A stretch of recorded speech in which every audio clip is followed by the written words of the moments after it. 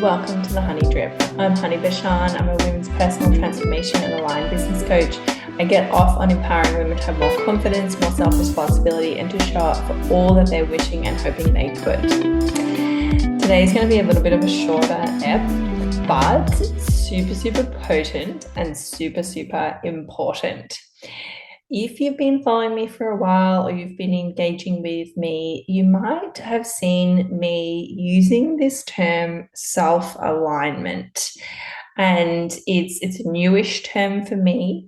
I'm using it because I think it more easily translates what I try to say when I say embodied, embodiment, or values driven and values aligned.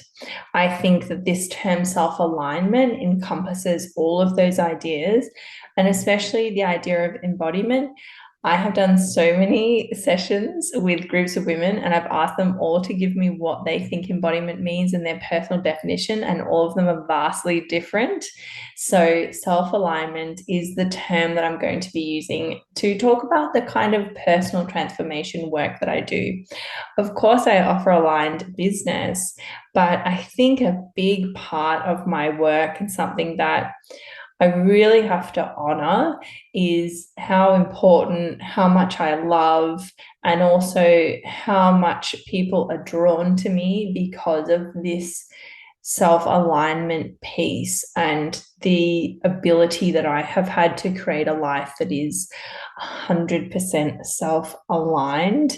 And I have another term for this, but I'm not going to say it because it's the title of a little wee self-help book that I'm in the process of writing. So I don't want to put it out there because I feel like it's the kind of thing that someone will steal. Not saying that any of my followers or listeners will steal it, but I feel like I don't even want to put it out there into the cosmos. But I have another beautiful term for living in this way as well, which you'll get to later on. So I have a couple of offers around self-alignment, which I'll talk about later, but I wanted to just spend some time drawing a beautiful painting for you, a beautiful picture of what self-alignment really is and what it can look like in a daily experience. I think there are a lot of connotations around this idea of values, and I think a lot of those connotations aren't actually helpful. But when we think about being totally self-aligned, as in walking the talk, practicing what we preach, doing what we say we're going to do, behaving in a way which is congruent with the projection that we're trying to have other people perceive of us. Another way of saying that is you would like people to think you are X and making sure that you are being X behind closed doors, if X is actually valuable to you, which is, the whole question in the self-alignment workshop, finding out, is it as important as you think it is to you, or is it a social ideal or an archetype or a role that you've been sold as being important? So that question interests you. The self-alignment workshop is for you. It is living, spending your money, your energy, your attention, and your time in alignment with the things that you deem to be of the highest importance in your life. It is honoring your knowing yourself enough to know your boundaries in order to honor them, honoring them in a way that is aligned with your highest values.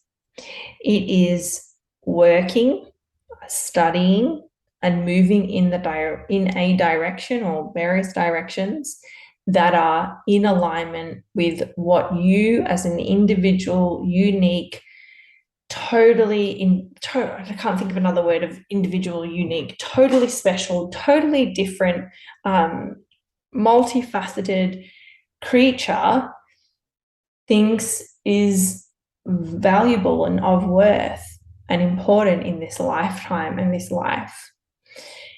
It is behaving in a way that is congruent with who you deem your higher self to be. Even if you feel like, oh, I'm not there, and I'm not really embodying it every day. I know I could be doing all these other things, at least trying, and at least having a deep enough understanding of what that higher self is so that you can make some choices in alignment with that person. And this isn't, I want to make it really clear, and wool is dreaming behind us. So you might hear a little dog having a little dream. I want to make it really clear that I'm not talking about self-improvement. Honestly, not that I think there's anything wrong with self-improvement. I love self-improvement. It's one of my biggest hobbies. But there's a difference between it being a hobby and you thinking that it's your identity. And this isn't to say that you need to be your higher self because your current self is so shit house. That is not what I'm saying. But somewhere inside of you, things that you are giving energy to that you shouldn't be, and the things that you're ignoring that you should be giving energy to. And to be self-aligned is to rectify that balance.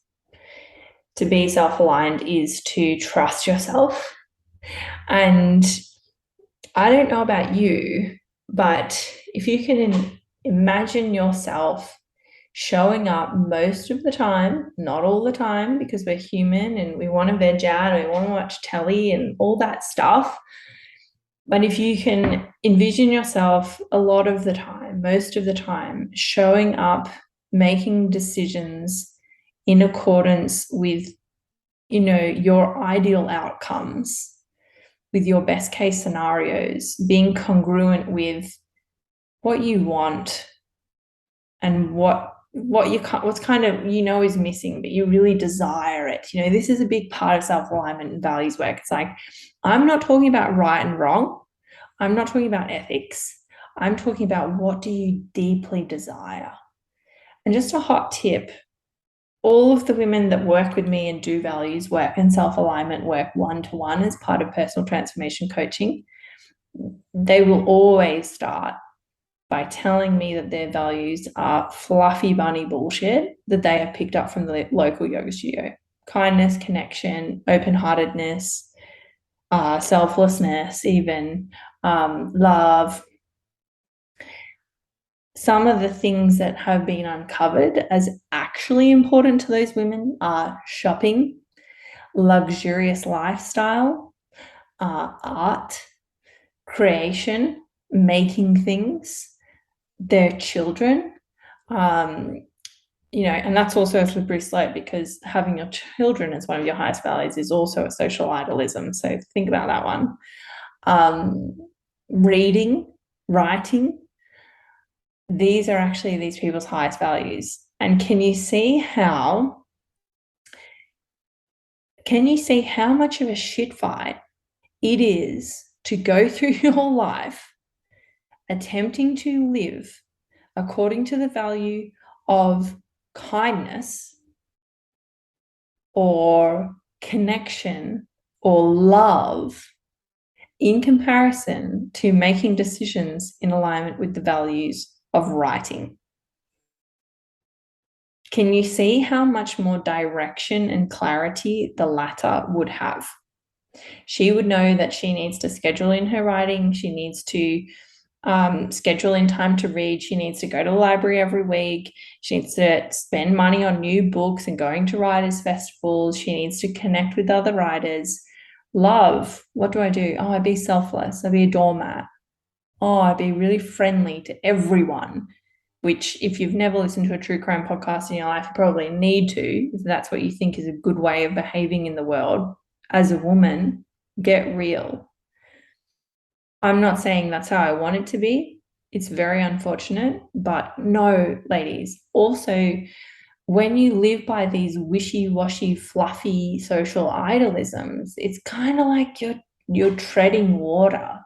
You're not really getting anywhere, because how can you measure the amount of love that you embodied that week? How can you measure how much you showed up in a way that was open-hearted? Really, really. Like maybe you had an open-hearted conversation, but were you just dumping on someone? How do you know? If you understand that your highest values is, say, to write and be a writer, you've got a word count. It's measurable. It's not misty or foggy. It's clear. And that's not to say that your values need to be things that are measurable and quantifiable, but it does help you to give yourself a pat on the back. And if you've got these values that aren't measurable or quantifiable, how are you ever going to celebrate yourself for embodying them? It's like this endless martyrdom and quest that leads to absolutely nowhere. I'm not saying don't be a kind, loving person, of course, but don't trick yourself into this patriarchal idea that that is what's most important to you in this world, because I'm telling you, I've worked with hundreds of women one-to-one from all over the world with varied responsibilities, varied lifestyle, varied cultures, totally different upbringings, and none of those things are truly their values.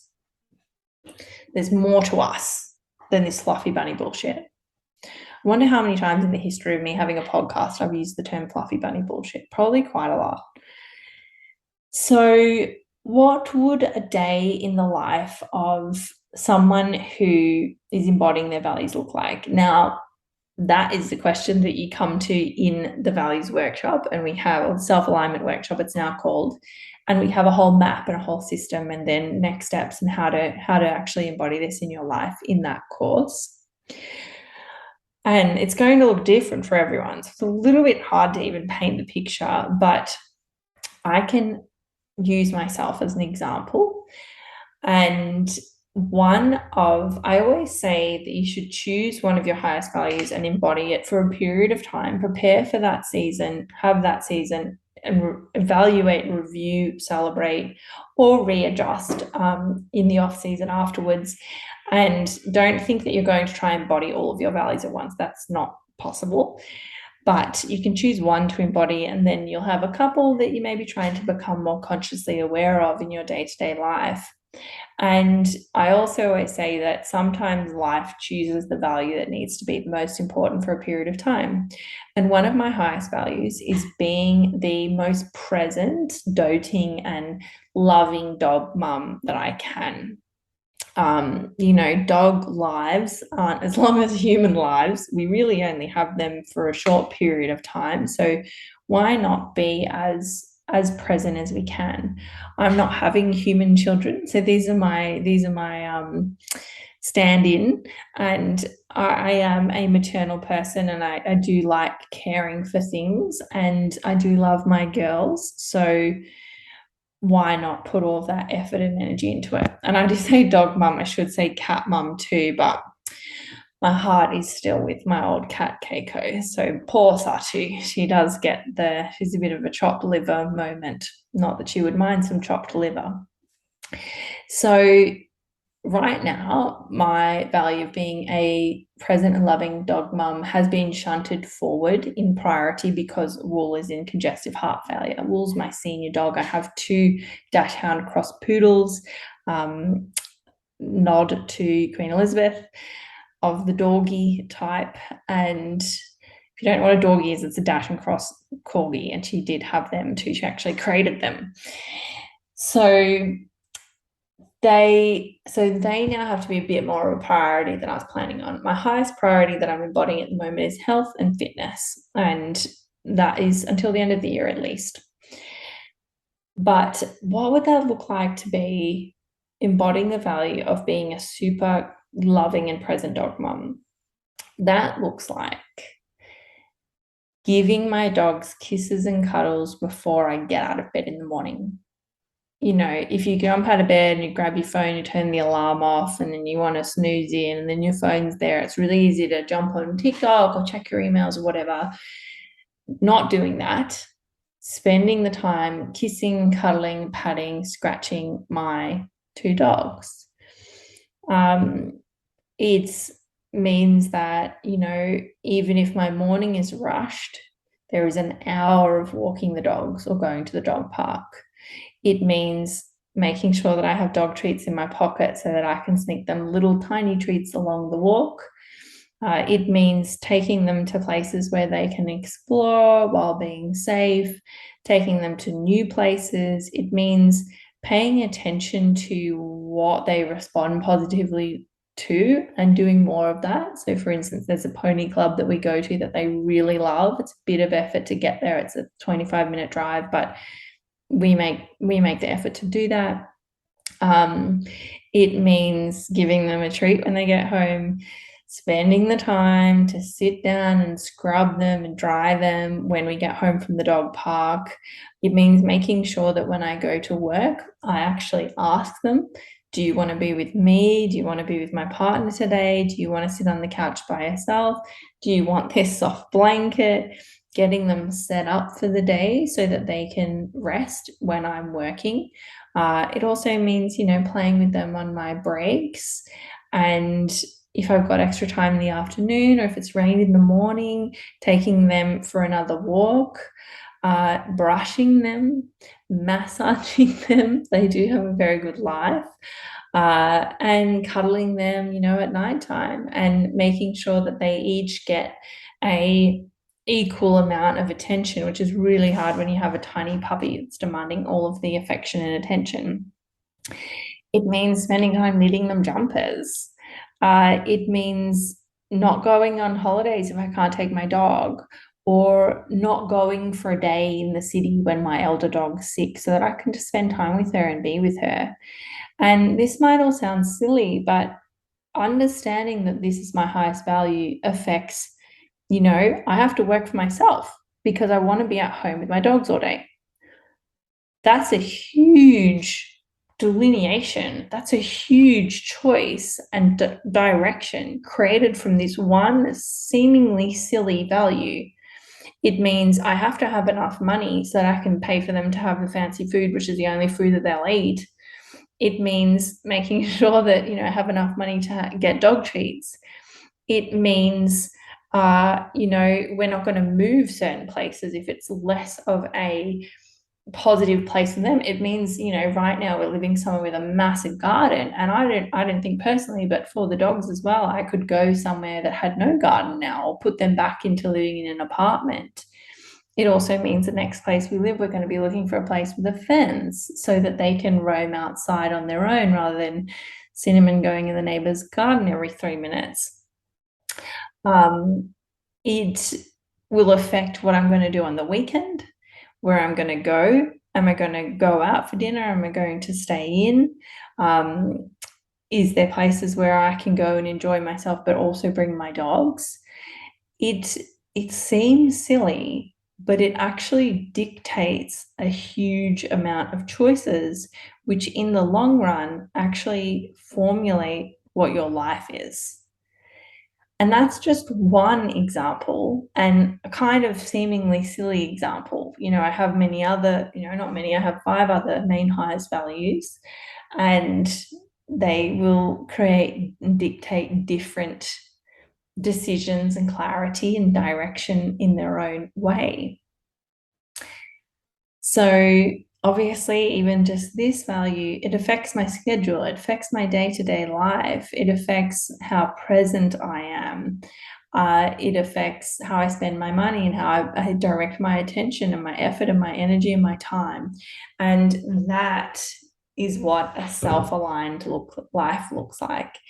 And you can imagine how if you're self-aligned and you're embodied in that way, you're less likely to be swept up in other people's drama, melodrama, bullshit. You're less likely to be easily influenced because you're only going to move in the direction that your values take you in. So if someone's over there and they're selling you a $10,000 coaching course that, they're saying is going to be really, really good. I had this experience recently. I was looking for someone to help me with marketing, and I got on their sales page and it had a little bit of language in there about, that didn't align with my values. And straight away, that makes it a really simple decision. I'm not saying that person is bad or that I don't like them, but they're not for me to work with because they don't align with my values. It will affect who you want to hang out with. A big thing for me is it's not a value of mine, but I don't want to be around gossip. I don't want to be around complaining too much. I complain so much on this podcast, so you guys are just copying it. But that affects who I'm going to hang out with. So I hope that this little chat has made some sense. I'm not 100% sure that it has. I hope it has. And if you're like, that is what I need to get my shit sorted out. I'm sick of my own shit. I want to feel directed and purposeful and clear and like I'm on track in my life. And I want to be dedicating energy where it deserves to be dedicated to in a way that will move the needle and push me forward in my life. I think it was Tony Robbins said that, what was it? It's like when your values are on point, they pull you in the direction that you need to be going in, something like that. Much more eloquent than what I just said, but they give you direction. They're your fuel to know where you're going. And that gets rid of uncertainty and lack of confidence, and it makes you feel really sure about yourself, and it gives you a hell of a lot of self-worth. And also a sideline of me embodying my values is I'm much less concerned with fitting in, and I'm much more just doing my own thing, liking what I like, even if it's fucking problematic. At this point, I don't even care because I'm so directed in my values. And if it's important to me, it's allowed to be important to me. Something else is important to you, you're entitled to have that be important to you. If this is like sounding really interesting and juicy and like what you need, I have 2 resources on this. I have a new offer that I'm working on. Actually, I have 3 resources now that I think about it.